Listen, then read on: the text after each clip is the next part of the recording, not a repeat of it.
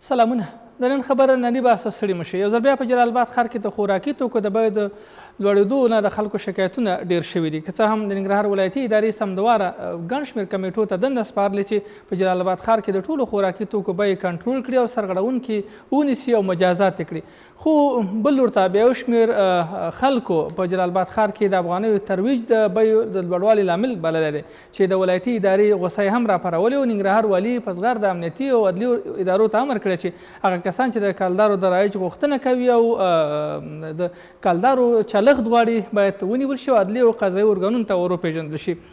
نن خبره په ننني بحث کې په دې غږیږو چې د بیو د لوړېدو اصلي لاملونه څه دي، د ننګرهار ولایتي ادارې وروستي اقدامات څه دي، او همدارنګه هغه کسان چې یو ځل بیا د افغانیو د ترویج په ځای د کلدارو د رایج غوښتنه کوي دا څوک دي، څوک کیدای شي، تر شا یې کومې موخې دي او ننګرهار ولایتي ادارې په وړاندې کوم نظر چې څرګند کړی په خپل نظر کې څومره جدي ده او پایله به یې څه کیدای شي. په بحث کې پر همدې غږیږو. دلته راسره په میز کې د ننګرهار ولایت مرستیال ښاغلی تمیم عارف مومند صاحب او د چارو شنونکی ښاغلی سید یونس سیدي صاحب میلمانه دي. زه شکرالله پاڅون یم. مامي صاحب ستړي مه شئ. مننه. خوشحاله اوسئ. پاچا صاحب ستړي مه شئ. مننه د دواړو ښاغلو چې په بحث کې مو راسره ګډون وکړو. لومړی مامي صاحب په دې وغږېږو چې جلال آباد ښار کې ولې د خوراکي توکو بیې پورته لاړې شي، بیا چې ولایتي اداره په بازار کې مداخله وکړي بیرته بیې یو څه کنټرول شي، خو بیا هم د خلکو شکایت پورته کوي. لامل یې څه دی؟ بسم الله الرحمن الرحیم. سلامونه او درناوی تاسو ته، ستاسو له طریقه ټولو درنو لیدونکو ته. بلا شکه د نرخونو لوړوالی یو له عمده ستونزو څخه ده په دې فعلي وبا کې چې یو نړیواله وبا ده او متاسفانه په دې کې افغانستان هم د یو لویو متضررینو څخه دی، ځکه هغه امکانات چې موږ او تاسې باید ولرو هغومره امکانات نه لرو. د ولسونو اندېښنه پر ځای ده، ځکه زموږ ستاسې ولس ډېر غریب دی، بېوزله دی، فقیر دی. هغه اقتصادي وضعیت د خلکو دا تقاضا نه کوي چې د ډېر وخت لپاره دوی بیکاره پاتې شي، د ډېر وخت لپاره دوی قید پاتې شي. هغه حقیقت موږ درکوو. خو اوس لپاره نړۍ دوه انتخابه په لاس کې نیولي دي چې دوی وایي چې یا به اقتصاد ژغورو او یا به سر ژغورو. په دې دوو انتخابو کې یو انتخاب اړین دی چې باید وشي. نو په ټوله نړۍ کې ترجیح سر ژغورنې ته ورکړل شوې ده او د خلکو نجات یو مهمه موضوع ده. د دې په خاطر باندې ننګرهار ولایتي ادارې هم وپتېله تر څو وکولی شي وخت په وخت تدریجي ډول باندې د ښار د قرنطین لپاره مخه وکړي، د خلکو په محدودیت باندې تمرکز ډیر زیات وکړي، حتی هټیوال یا سوداګر محدود کړي. هغه هټیوال چې باید ډیر زیات اړین توکي ونه لري، لومړني توکي ونه لري، هغوی په کور شي. دا خپله یو تشویش دی، یو اقتصادي تشویش دی، یو ستونزه ده. خلک د دې سره په مستقیم او غیر مستقیمه توګه باندې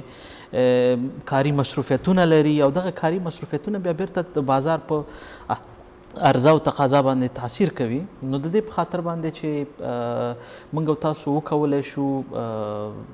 سر وژغورو او اقتصاد هم په پام کې ولرو، داسې هم نشو کولی چې هغه هم له پامه وغورځوو. خو لومړیتوب باید د سر ژغورنه وي، د ولسونو د هیوادوالو د نجات په خاطر باندې موږ ټول هغه تدابیر چې لازم وو، البته د دې وبا د راتګ چې افغانستان ته لا داخل شوې نه وه، د 3 میاشتې مخکې موږ هغه تدابیر چې لازم وو هغه مو په کار اچولي. د ولسونو په عامه پوهاوي کې د ولسونو د اقوامو د مختلفو اقشارو د علما کرامو د منابرو له طریقه دوی ته پیغام رسونه وشوه تر څو وکولی شو هغه هدایات او لارښوونې چې د وزارت د صحت وزارت لخوا خلکو ته کیږي باید هغه په پام کې ولري او موږ هم په تدریجي ډول باندې د ښار په قرنطین باندې پایل وکړلو او هغه لړۍ لا دوام لري. خو خلک له ولایتي ادارې ګیله کوي، شکایت هم همدا دی که ولایتي اداره مداخله وکړي نرخ کنټرولېږي، که مداخله ونه کړي بازار سریلا خوشي شي نو هر څوک په خپل سر دی او خپل سري موجوده ده. له هغه وخت راهیسې چې عامه پوهاوی پیل شوی دی، د عامه پوهاوي تر څنګ موږ په مرکز او په ولسوالیو کې د کورونا د مخنیوي د کمیسیون مشخصې کمیټې ټاکلې دي چې دغه کمیسیون دنده لري چې نه تنها عامه پوهاوی وکړي بلکې په ښار بازار کې په مختلفو نومونو باندې باید دوی مداخله وکړي، نظارت ولري، تر څو وکولی شو چې د ښار بازار هغه اقتصادي وضعیت هم کنټرول کړی شي. لکه څنګه چې ما مخکې ویلې د خلکو ګیله پر ځای په دې ده چې اقتصادي وضعیت زموږ ستاسې د ولسونو ډېر زیات ضعیفه دی، خراب دی او معلوم چې دوی باید یو چاته ګوته ونیسي. د دې په خاطر موږ په ولایت مقام کې هم دغه د مختلفو شعباتو څانګو څخه کمیسیون جوړ کړی دی چې په دغه کمیسیون کې موږ سره د ښاروالۍ، د سوداګرو، د اصنافو، د علماء کرامو، د ملل متحد د اداراتو په شمول باندې مختلف ادارات کار کوي او وخت په وخت پریکړې کیږي او هغه پریکړې کیږي چې په هغې کې د ولسونو خیر لیدل شوی اوسي. د هغې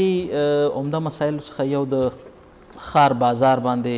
نظارت او کنټرول دی چې مشخصا ښاروالي په دې کې مستقیما وخت په وخت مداخله کړې ده. هغه سرغړونکي چې زیاتی کولو د خپل ټاکلي نرخ څخه په لوړ بیه باندې پیر و پلور کولو هغه مجازات شوي دي، حتی دوکانونه مهر لاک شوي دي. تشکر محمد صاحب. یو بل څه چې د بحث وړ دی هغه دا دی چې خلک وایي کله چې په ننګرهار کې کالداره بنده شول او توکي په افغانیو شول، کوم توکي چې پخوا په کالداره پلور کېدل اوس په افغانیو پلور کوي، یعنې ټوله مقاصره د افغانیو د ترویج پروسه ګڼي. خو ولایتي ادارې ډېر کلک غبرګون وښود، حتی د خلکو د نیولو د عدلي ارګانونو ته ورپېژندلو خبره مو وکړه. لامل یې څه ګڼئ او څومره جدي یاستئ؟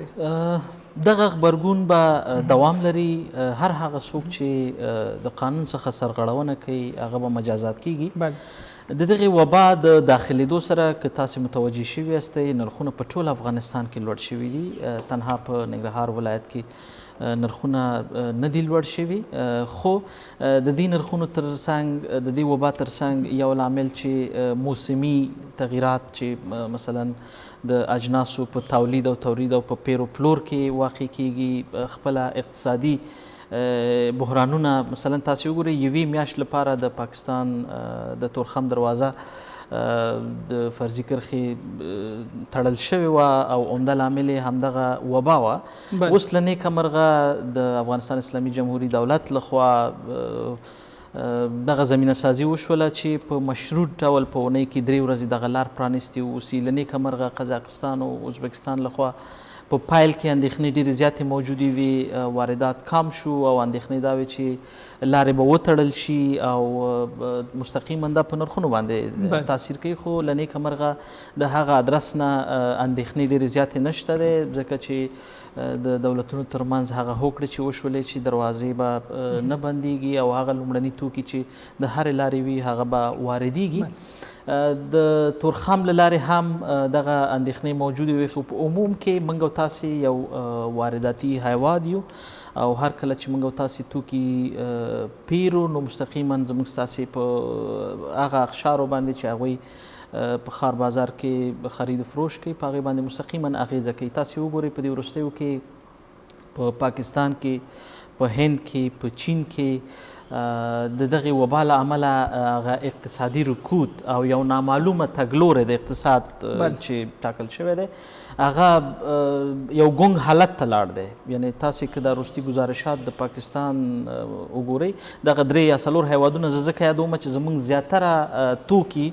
او یا هغه عمده توکي د دې ممالکو څخه موږ او تاسې پیرو، نو مستقیما تاثیر کوي. که چیرې هلته د هغوی په اقتصاد باندې اغېز کوي نو مستقیما موږ او تاسې هم اغېزمن کوي. او دا کورونا وایرس وبا یو له هغه عواملو څخه ده چې په ښار بازار او نرخونو باندې مستقیما اغېزه ولري. غواړم چې په دې اړه د نظر واخلم، ولې د کلدارو مسله کې دومره جدي شوئ؟ د کلدارو په مسله کې په پیل کې هم جدي وو، اوس هم جدي یو، په آینده کې هم جدي یو. هر هغه څوک چې په بهرنۍ کرنسۍ باندې په خپله خاوره کې پیر و پلور کوي هغه ملي خیانت دی او دغه ملي خیانت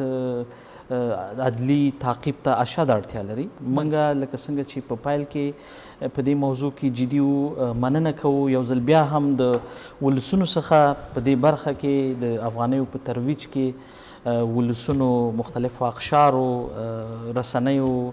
هر چا خپله ونډه واخیسته. د دې کریډټ ته نه ولایتي ادارې ته موږ نه ورکوو، موږ فقط یو زمینه سازي د پروسې وکړله او په هر هغه ځای کې چې خنډ و ځنډ واقع کېده موږ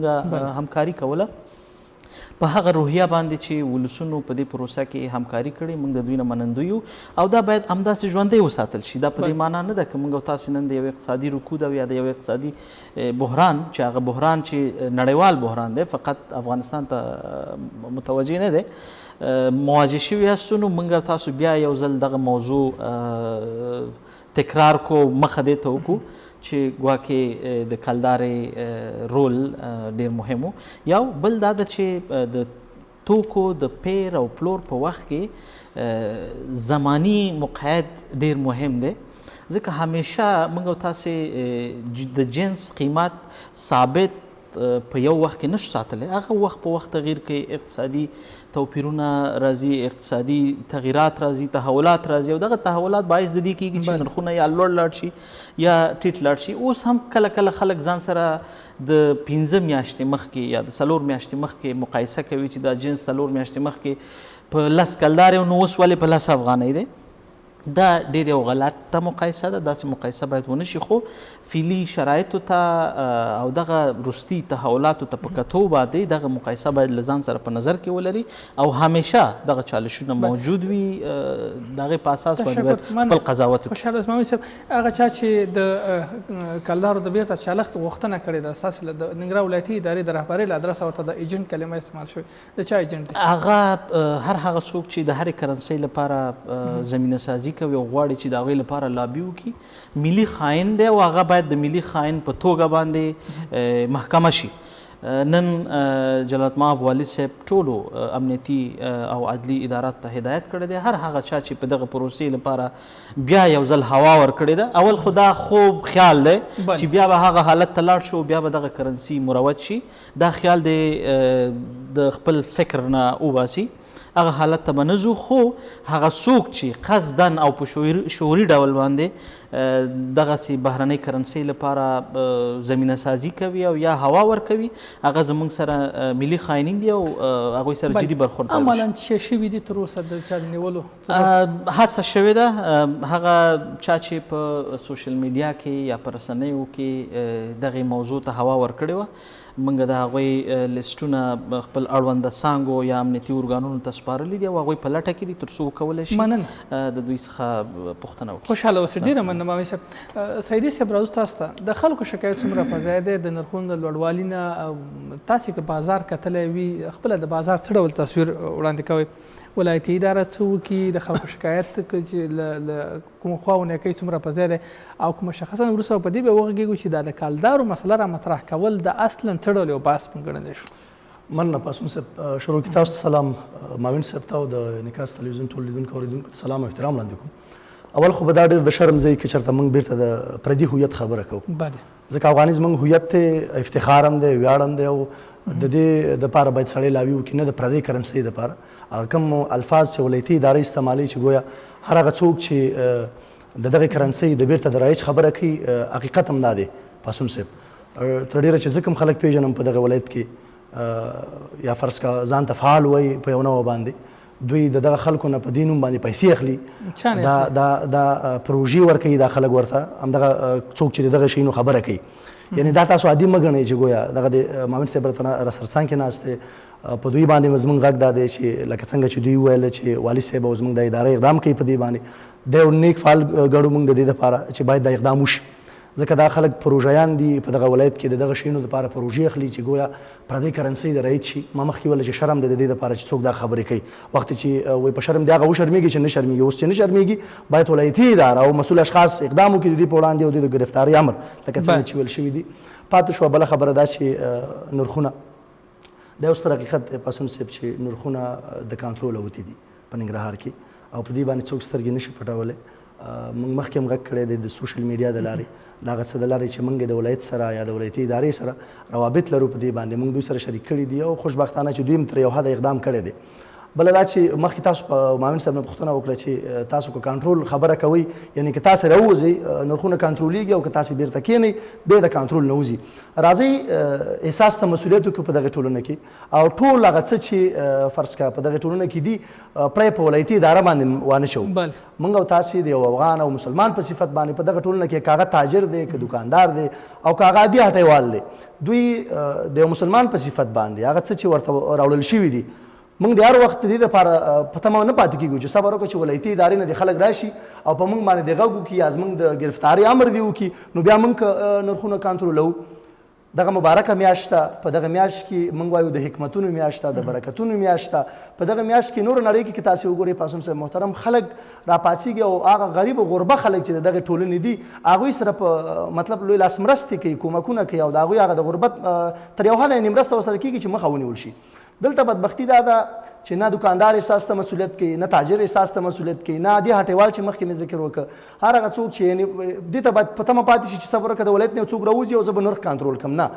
وروره ته مسلمان یې د دغې خاورې اوسېدونکی دغه خاوره دغه خلک په تا باندې حق لري چې دوی سره ته مرسته وکړي د هغوی د ژوند په نورو چارو کې فرض کړه که ته دکاندار یو څه چې ته راوړي واچوه هغه ګټه دې پې موږ دا نه وایو چې ته پې ګټه مه اچوه ګټه پې واچوه خو هغه ګټه چې هغه تا ته حلال وي دا چې ته یو څه راوړې په یو نرخ باندې یو په دوه یو په درې ته خرڅوي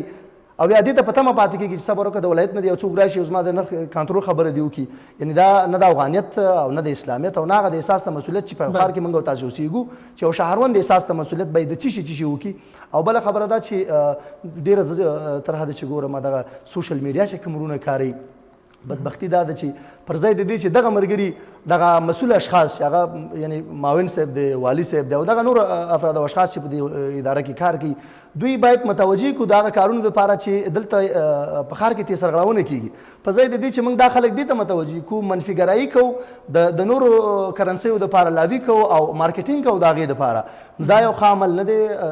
څنګه چې ویل شوي دي چې جاسوس بالکل دا جاسوسان دي ملي خاینان دي او دا د پردیو کرنسیو دپاره په دې خاوره کې مارکیټینګ کوي دا یو نیک اقدام بولمه د ولایتي ادارې د خوا نه او باید چې دا خلک په ګوته او په ګوته شي یو بل څه چې ویل کېږي هغه دا دی وایي چې د افغاني ترویج پروسه په وروستیو کې ډېره ښه مخته لاړه او بالاخره کلداره بنده شوله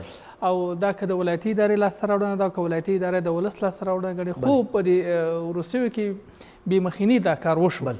نو اوس یوه دسیسه روانه ده چې یا د ایجنټانو له لارې او یا د بېلابېلو افرادو له لارې یا دغه یوه لاسته راوړنه چې د افغانستان حکومت یې په کل کې لري بېرته ضعیفه کړي دا خبره د منلو ده بلکل وګورئ پاسم صاحب که دلته دغه وروستیو ورځو کې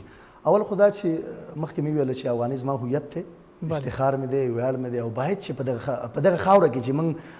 د افغانستان په دغه نوم پورې په حساب تړلې ده او دغه جغرافیه ده په دې کې باید چې خپله کرنسي وچلېږي نه پردۍ کرنسي اوس چې ته په لوی لاس باندې یو خو نیک اقدام شوی دی دلته په ننګرهار کې ما مخکې بدون د باس نه تاسو سره خبره وکړه چې 45 کالو کې په حساب دلته پردۍ کرنسي چلېده او تا به داسې فکر نه کوو صرف د بیرغ خبره وه چې را بغلي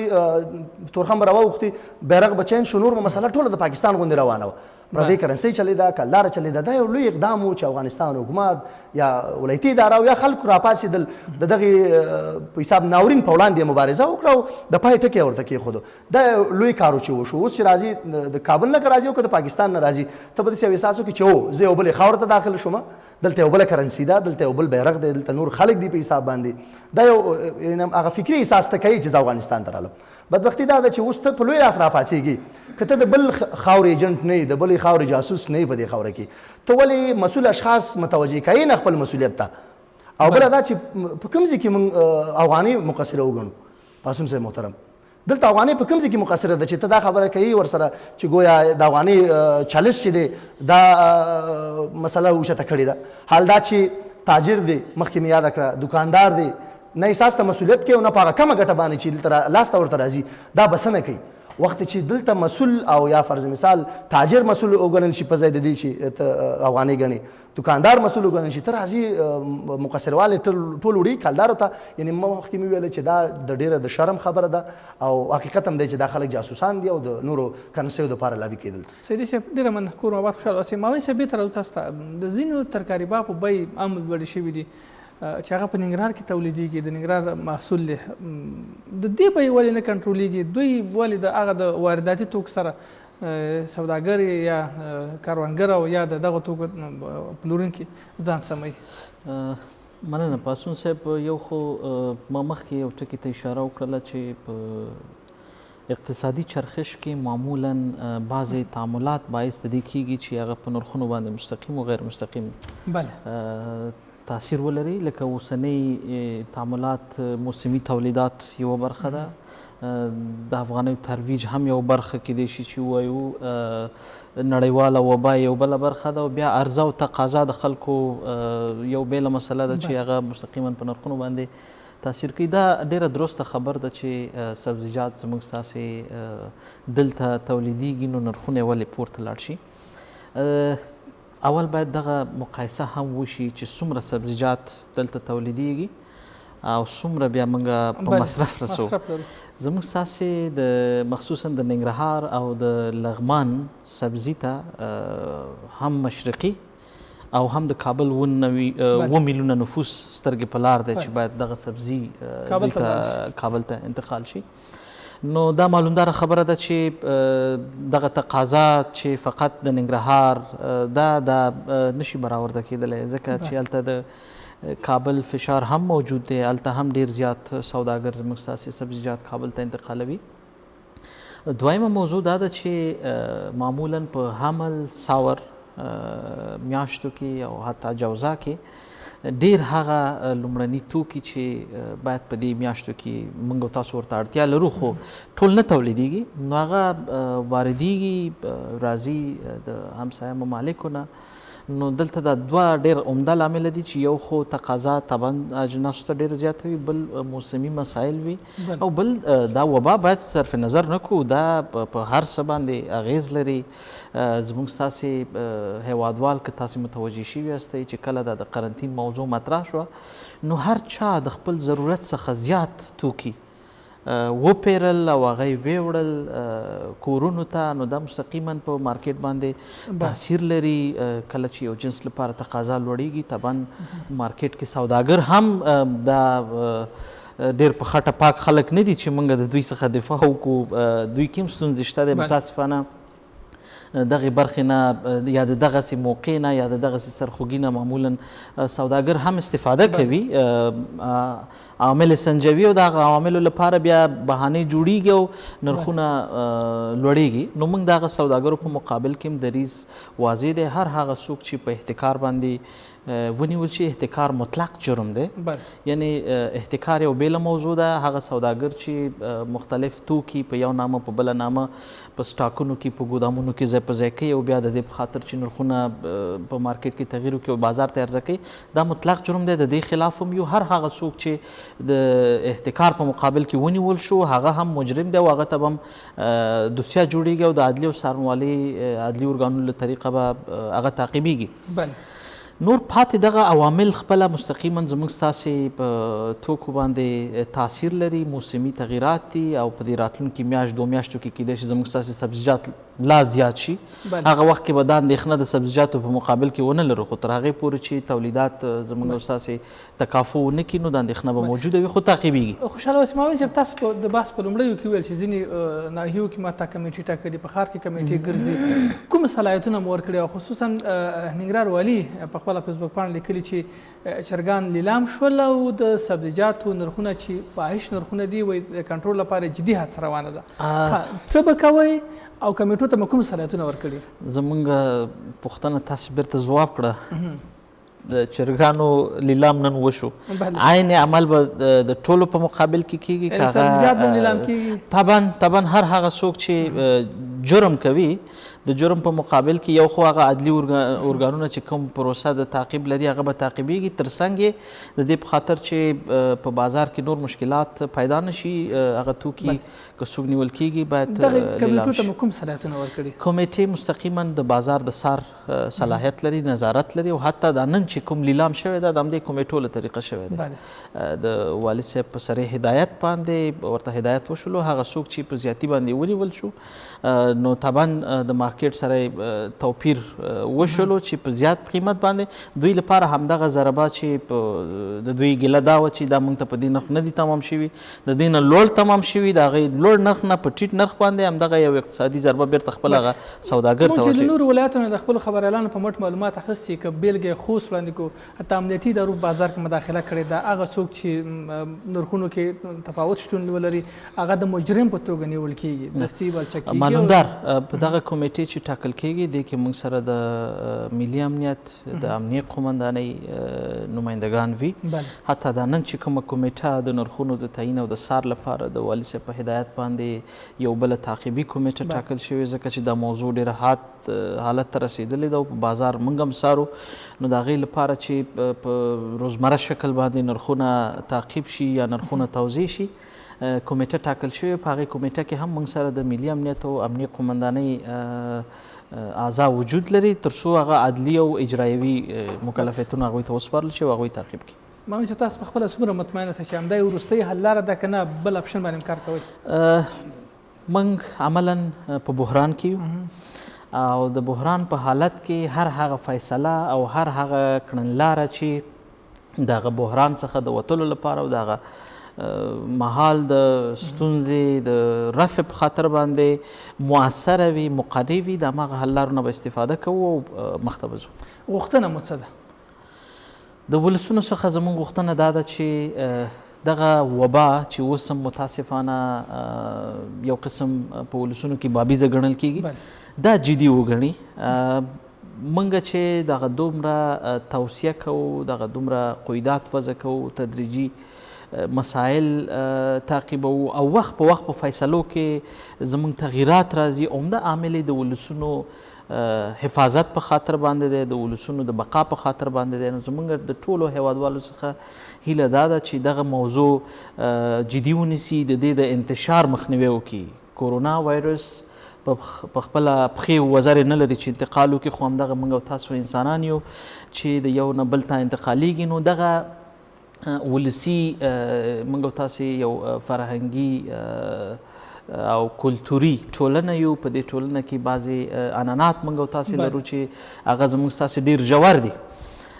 کله کله خلک هغه هم یو ننګ ګڼي د ځان لپاره چې زه ولې د یو دوست یو عزیز یا د یو خپلوان سره روغبړ ونه کړم، ښه راغلاست ونه کړم. دا روغبړ او دا ښه راغلاست زموږ ستاسې څخه هیڅ چا نه دی وړی، دا زموږ ستاسې د ټولنې زموږ ستاسې د فرهنګ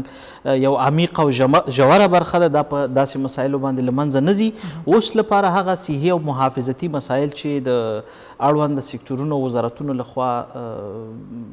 وخت په وخت هدایت ورکول کیږي هماغه جدي تعقیب شي، د خلکو سره واټن ونیول شي، بې ځایه بې مورده تګ راتګ څخه مخنیوی وشي، په کورونو باندې پاتې شي او دغه مسایل جدي وګڼي. من خوشحاله اوسئ. سیدي صاحب راځو تاسې ته، ولس څه ډول همکاري کولی شي؟ حل لاره څه ده ستاسو په نظر باندې؟ که ولس وغواړي، یعنې هر هغه څه چې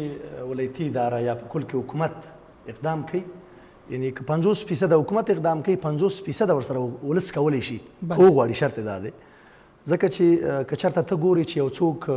لوړ قیمت باندې یو جنس خرڅوي، ته د حکومت سره همکار پاتې شي، حکومت ته زنګ وخې، هغه شمېرې شته دی، هلته اراکین شته د دولت، نور خلک دلته پولیس ولاړ دي او نیم ځایونو کې په چوکونو کې ولاړ دي. هغه ځای کې چې ته خرید کوې، فروش کوې په حساب باندې، یو څه چې اخلي ته وګوره، که هغه که غوښه وي، که هغه نور توکي په حساب باندې، ته د حکومت سره همکار پاتې شه. حکومت به اقدام کوي په خپله دغه نرخ چې ته نن په لوړه بیه باندې اخلي، که هغه د مطلب هر هغه څه